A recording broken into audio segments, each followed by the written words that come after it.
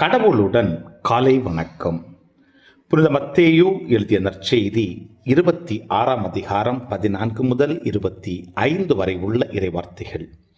அக்காலத்தில் 12 ஒருவனாகிய யூதாஸ் இஸ்காரியோத்து தலைமை குருவிடம் வந்து, இயேசுவை உங்களுக்கு நான் காட்டிக் கொடுத்தால் எனக்கு என்ன தருவீர்கள் என்று கேட்டான். அவர்களும் 30 வெள்ளிக்காசுகளை எண்ணி அவனுக்கு கொடுத்தார்கள். அது முதல் அவன் அவரை காட்டிக் கொடுப்பதற்கு வாய்ப்பு தேடிக்கொண்டிருந்தான். புளிப்பற்ற அப்ப விழாவின் முதல் நாளில் சீடர்கள் இயேசுவை அணுகி வந்து, நீர் பாஸ்கா விருந்துண்ண நாங்கள் எங்கே ஏற்பாடு செய்ய வேண்டும் என விரும்புகிறீர் என்று கேட்டார்கள்.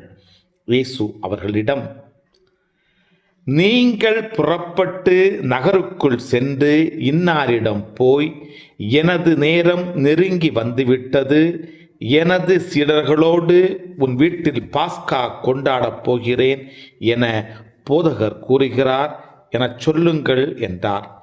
இயேசு தங்களுக்கு பணித்தபடியே சீடர்கள் செயல்பட்டு பாஸ்கா விருந்துக்கு ஏற்பாடு செய்தார்கள். மாலை வேளையானதும் அவர் 12 பந்தியில் அமர்ந்தார். அவர்கள் உண்டு கொண்டிருந்த பொழுது அவர், உங்களுள் ஒருவன் என்னை காட்டிக் கொடுப்பான் என உறுதியாக உங்களுக்கு சொல்லுகிறேன் என்றார்.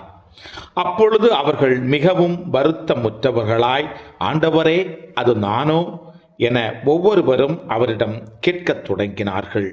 அதற்கு அவர், என்னுடன் பாத்திரத்தில் தொட்டு உண்பவனே என்னை காட்டிக் கொடுப்பான். மானிடமகன் தம்மை பற்றி மறைநூலில் எழுதியுள்ளபடியே போகிறார். ஆனால் ஐயோ, அவரை காட்டிக் கொடுக்கிறவனுக்கு கேடு. அம்மனிதன் பிறவாதிருந்திருந்தால் அவனுக்கு நலமாயிருந்திருக்கும் என்றார். அவரை காட்டிக் கொடுத்த யூதாசும், ரபி, நானோ என அவரிடம் கேட்க, இயேசு, நீயே சொல்லிவிட்டாய் என்றார். கிறிஸ்துவின் நற்செய்தி. இந்த நாள் இனிய நாளாக அமைய வாழ்த்துக்கள்.